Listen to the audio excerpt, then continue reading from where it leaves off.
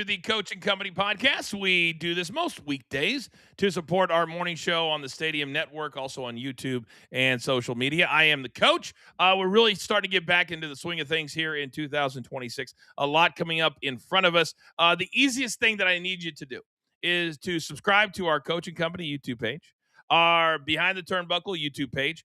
Turn on your notifications so anytime we start a new show, new content, you're notified and you come on and put us on in the background. We also have audio only wherever podcasts are found. But we've got a lot of things on our plate right now, and we're super excited that you're a part of it. Now, joining me today, my man Mikey P from Coach and Company, also from SureDog USA. It's going to be an exciting year. Mikey, welcome back in. I got to tell you, this week is one of the more exciting weeks of the entire year.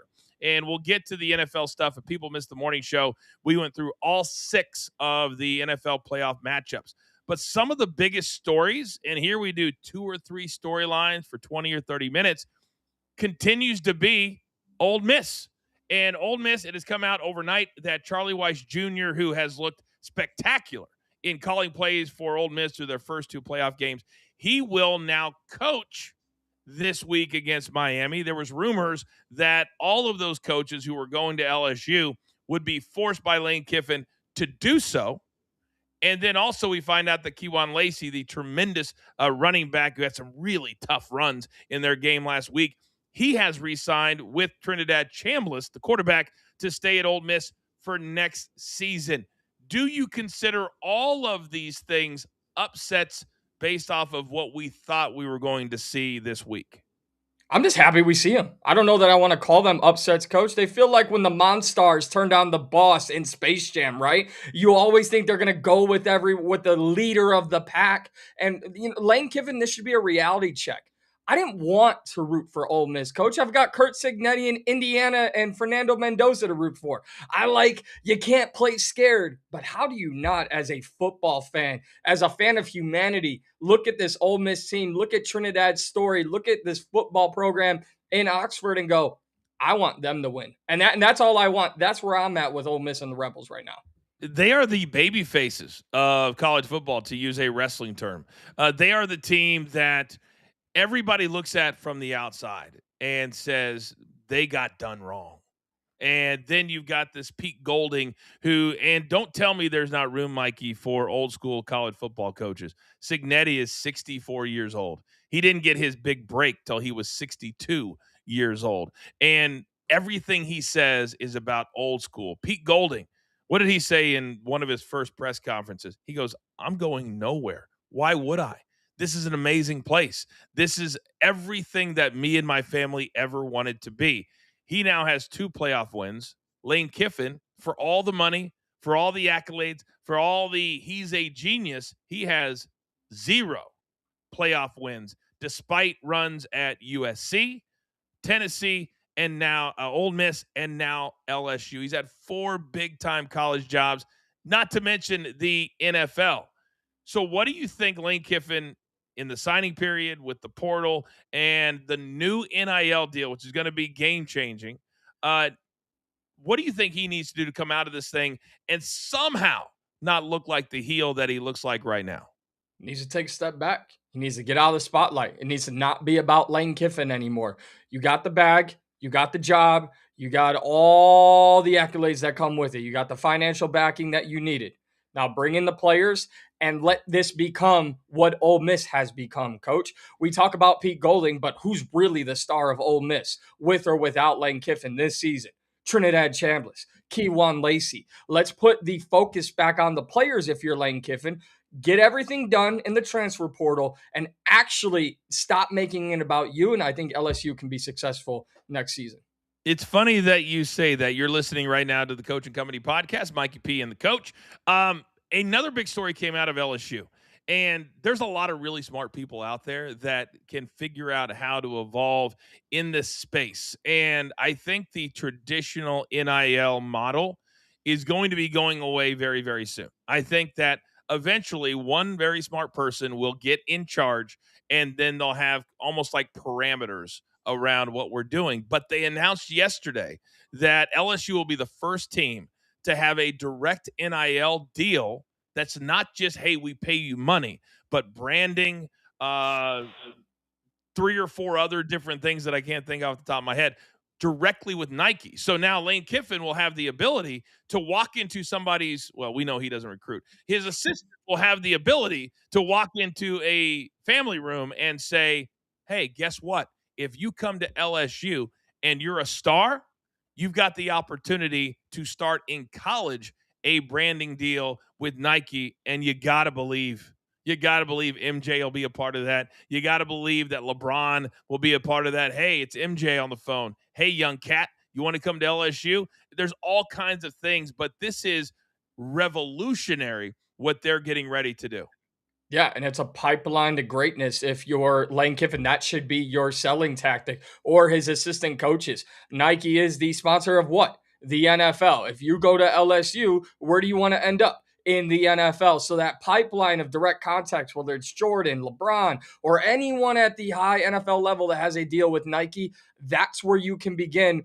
But like you said, coach, if you're a star, so it's nice to attract said talent, but that talent has to deliver, and you have to coach that talent in position to become a star as well.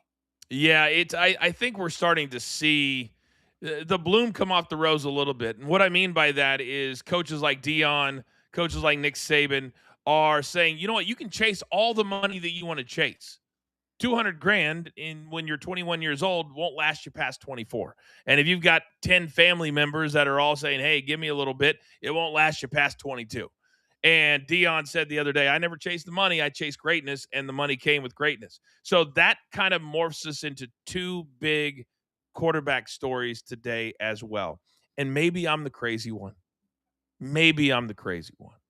But the shows that do the draft prognostications are just writing Mendoza off as the number one pick in the draft. Oh, when he gets picked number one in the draft. But then I see some other guys I really, really respect who are saying, listen, he's not even close to the number one player in the draft. He's not even a first round draft pick. Do you think that because of the Heisman Trophy and because he's gotten so many positives, I love that kid. He says he loves the Lord. His mother is such a dynamic force in his life. It's all good that he might shock the world and become the number one pick. When I watch him play, Mikey, I don't see that. What do you see? I see a number one pick, and I see a number one pick who is playing because of who's at the top, coach. I think if four, three, 4, and 5, like a team like the Giants were picking number one, obviously Mendoza doesn't go one, but I think his stock would fall significantly if there were teams at the top of the draft in 2026 who already had quarterbacks. The fact that the Raiders and the Jets are picking 1 and 2. They are the most quarterback starved franchises in the NFL.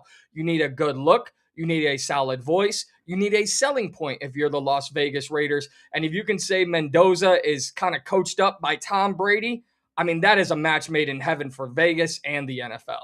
But when was the last time that a rookie came into an NFL team and was a leader? Tom Brady has been on record as saying that he doesn't believe rookie quarterbacks should play. That's Tom Brady has said that. And to me, rookie quarterbacks, we've seen Shadir Sanders has good games, has, not so good games. Drake May has been great when year number 2. And so these guys, in my opinion, and I obviously respect your opinion, they need somebody right now that can come in and play. They can't go through more seasons like what they've both gone through the last couple. The Raiders are now paying 5 head coaches over $50 million next year to not be there.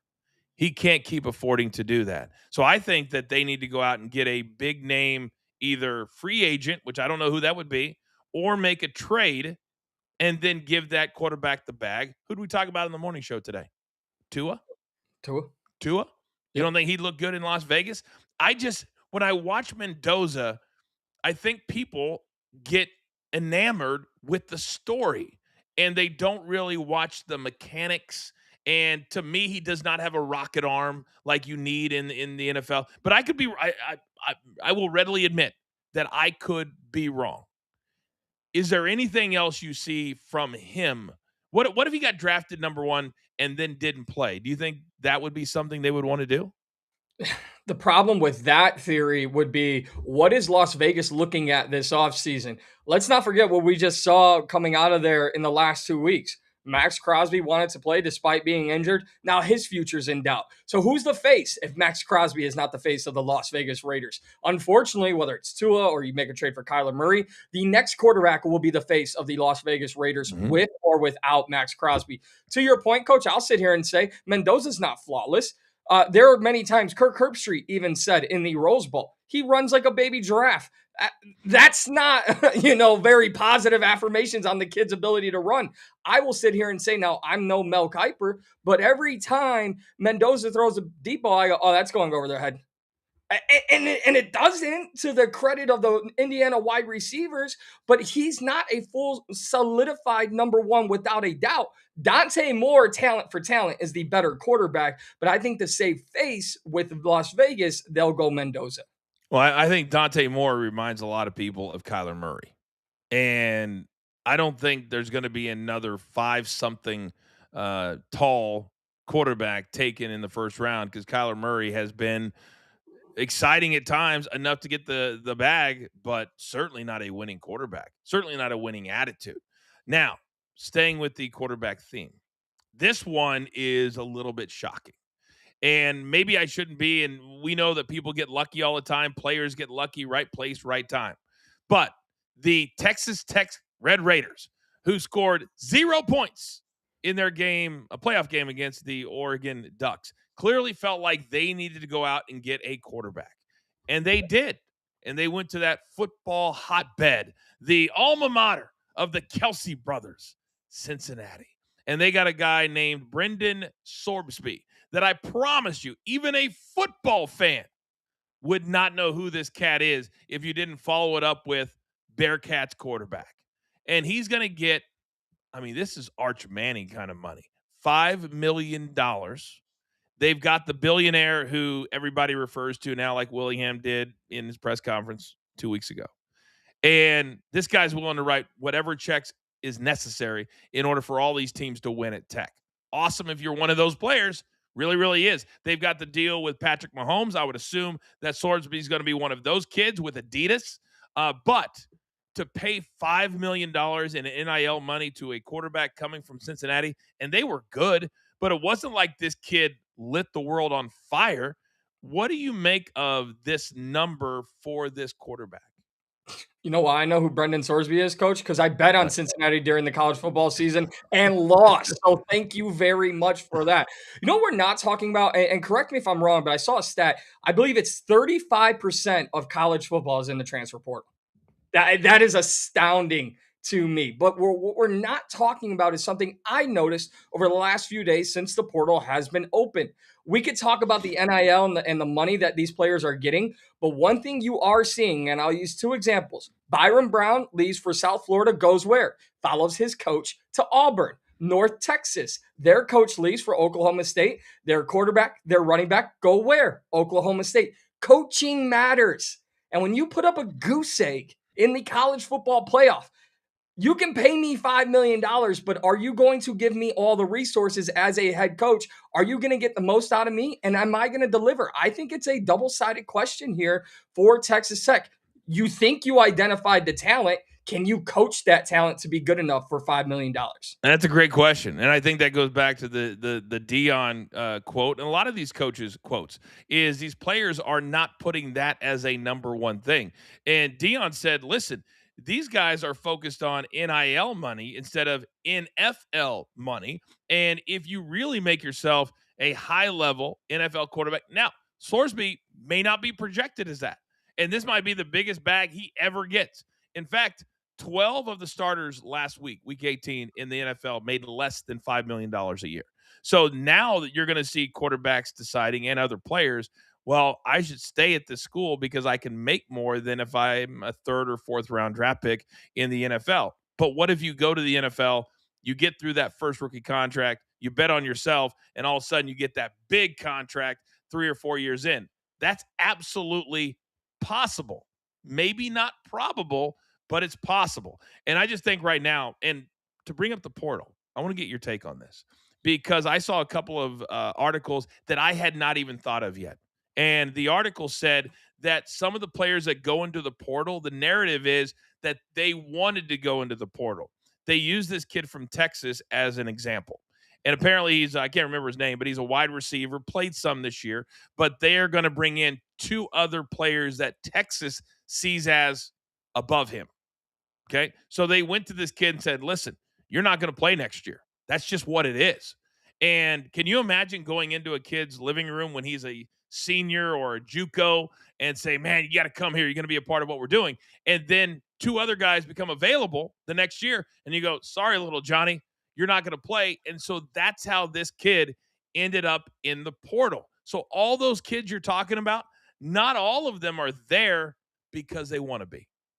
No, absolutely. And I think that's the sad side of the transfer portal. You could believe that you're going to your best opportunity elsewhere. The other part of that you didn't mention, coach, is how many players are in the portal going to a new school and then what?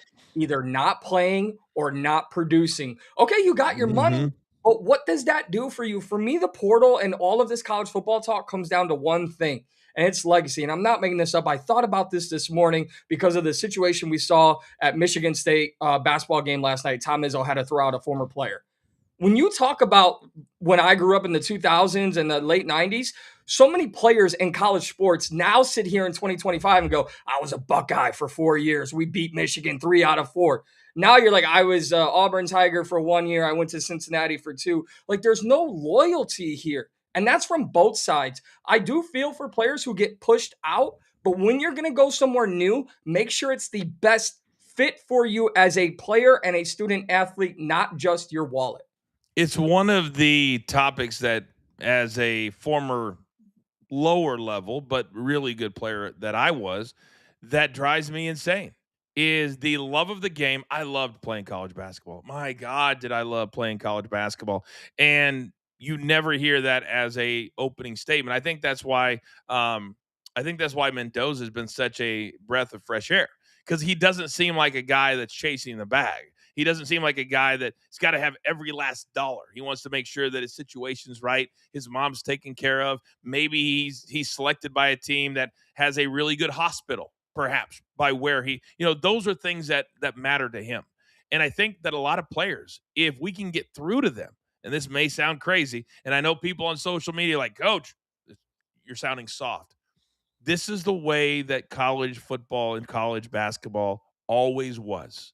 And you had guys that, and I saw Calipari last week. He said kids are going to 4 schools in 4 years. What do you do? I mean, you want to be a Prairie View A&M alum. I get that. But you want to be at a HBCU school to feel that vibe. I get that.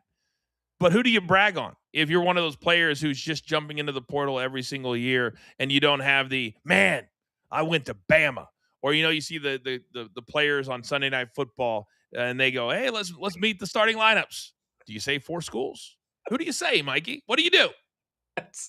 You go Jared Allen, you go culinary school. I don't know, because they only give you 5 seconds to say your school intro. Like, could you imagine Jordan Woods, Auburn, Tennessee, NJIT, and now I'm here. Like, it's just so embarrassing, coach. And it really is, because there should be a level, more than anything, of pride, respect, and the opportunity you have. It's just like Calipari said, unless you played for him, 1%. So why are you a part of the 35% that is just jumping ship and you have no real future ahead of you laid out? I would love to do a show. Now, it would be, every week would be a sad ending. But in the NBA in particular, there's only 2 rounds. NFL, there's 7. So you're talking about, over 200 players. NBA, it's 64. And yet, I went back and looked. Routinely, every single year, you have 400 to 500 players that enter into the NBA draft early, instead of fulfilling their full eligibility. And now we're starting to see, well, if you don't sign with the team, you can come back. Whereas before, it was as long as you don't go into the draft, you can come back. So the rules are changing a little bit. But a lot of these coaches, and I think NIL money, they can use that as a positive. that letting this kid go and saying, listen, son, you're not good enough. And that's not a knock on you. There's only 64 of you every single year. And oh, by the way, you're going to go to a team that already has 12 to 15 cats that have already made it into the NBA. So it gets even harder. I tell my son that all the time on the PGA Tour. There's 100 PGA Tour cards. That's it. That's it. 100. And so these kids need to understand and give themselves realistic expectations. And these coaches have the right, no, not the right, the responsibility, Mikey, to be honest with these kids, because if you feel like it's being mean to them to tell them they're not good enough when they can have 4 years that they can't get back. When you're 30, I can't even tell you how. I mean, I'm straight up middle age right now. I can't tell you how many times I've looked back and been, man, I wish I would have done that. Man, I could have played D1 if I would have done that. I don't get that opportunity. And I think that's where the coaches need to step up. Do you? Yeah, and I think it's embarrassing for the NCAA. Coach, I don't know if you saw this last week. The Rutgers head men's basketball coach was doing a press conference, and a reporter asked him about the rules and regulations around college basketball. And he said, "Are you looking for 35-year-old players who may have eligibility?" And the coach goes, "Yeah. Do you have eligibility? I'll take anyone, because at this stage in college basketball, that's where we're at. We're looking for anyone who can produce and play at this level, and that's embarrassing." You're supposed to have college athletes. So if I'm the NCAA, that should be a wake-up call. When coaches are actively mocking the system right now, I think it's embarrassing. And these coaches do have a responsibility to say, my program's not good enough. I need to get the best talent. And like you said, son, you're not good enough to go to the league. Stay here. Let's build something that you could look back on 15 years from now and go, I was a part of that. I wonder if, and boy, I would love to wake up one day and a couple of things happen. A, Big Cheesy's not in my chat. B, there is a story that says that the entire NCAA has been blown up and that somebody like a Saban or somebody's at the top. We reconfigure the whole damn thing and we start to move forward like that. That's what I would love, love, love, love, love to see, because then you're going to have somebody at the top that's been a winner who understands the process. And then also you can start doing it like you do it in the NFL and the NBA. And there are rules. Because, Mikey, I cannot imagine you getting paid $5 million to go play quarterback at Texas Tech on a 1-year deal. Because, like, Chambliss talking about his agent, that's a 1-year deal. I was talking about my agent. I was talking to my agent. Yeah, what? What about talking to your coach? What about talking to your quarterback's coach? What about talking to Charlie Weiss, whose dad coached at Notre Dame? How about talking to him? Well, I was talking to my agent. And instead saying, listen, this is a very serious decision. If you go here and you got 2 years left, you're going to play for 2 years. It's a 2-year, $10 million deal or a 2-year, $4 million deal. And then in your mind, you don't have the ability to go back into the portal. To me, that's what it should be, right? It should be like free agency, but then you're signing with a team, just like in the NFL. Yeah, I absolutely agree. And Coach, the other thing we haven't mentioned throughout all of this, the months-long discussion we've had, what these kids don't get?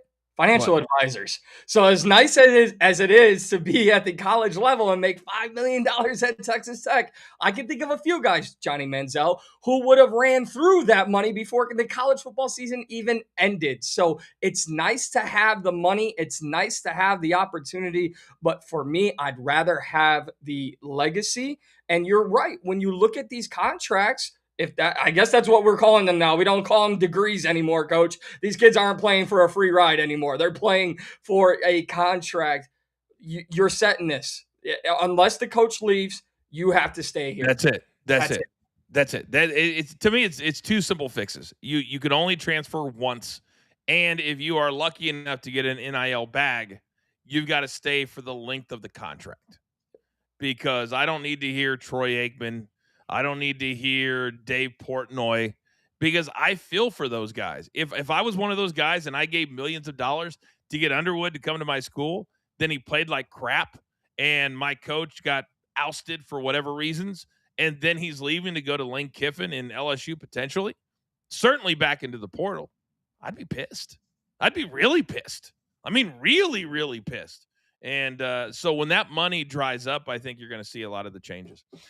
Mikey, good job today, buddy. Really appreciate it. That's going to do it for today. By the way, tomorrow we do have a Lane Kiffin topic that will probably throw into the morning show, but certainly here on the podcast. There's been audio of a phone call that came out, and I got it confirmed that it is real just now.